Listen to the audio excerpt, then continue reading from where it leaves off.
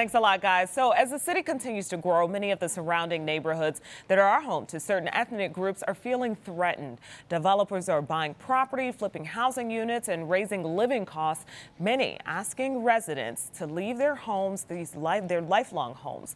Pilsen has been fighting to protect their community from being gentrified for years, but now more than ever. So not too long ago, the heart of Pilsen, Casa Atzlan, was sold and then destroyed by its new developers. This photo taken by DNA Info shows a little portion of what the vibrant building originally looked like and how it looks today.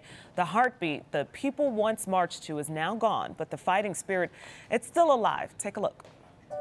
Pilsen, it was a huge port entry for immigrants, especially from Mexico in the 60s. At first, it wasn't the home for Mexicans. So they started organizing and trying to find a way to create a sense of sanctuary, a sense of this is where I belong. Along the lines, you see Pilsen today. The beautiful Mexican, vibrant, colorful, bright neighborhood that it is today. Recently, Pilsen has been undergoing a huge hit of gentrification.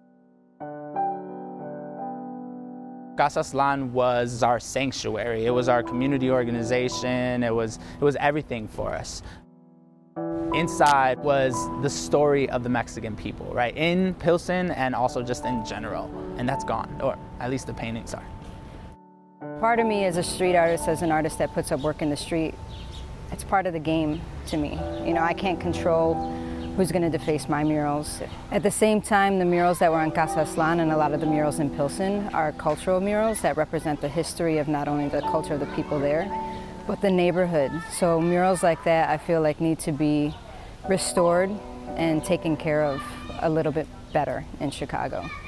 And for a building like that, that was literally filled inside and out with murals, to be completely washed out like that without really any warning, it's heartbreaking.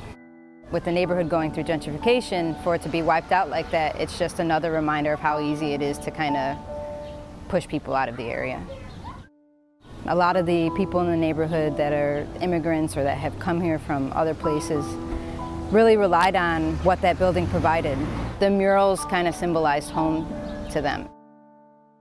That's the beautiful part about all the murals here that I think a lot of people miss. Yes, they're beautiful in and of themselves as artwork, but the story behind them, how they were built, that's what I think gives a true culture, a true identity of Pilsen.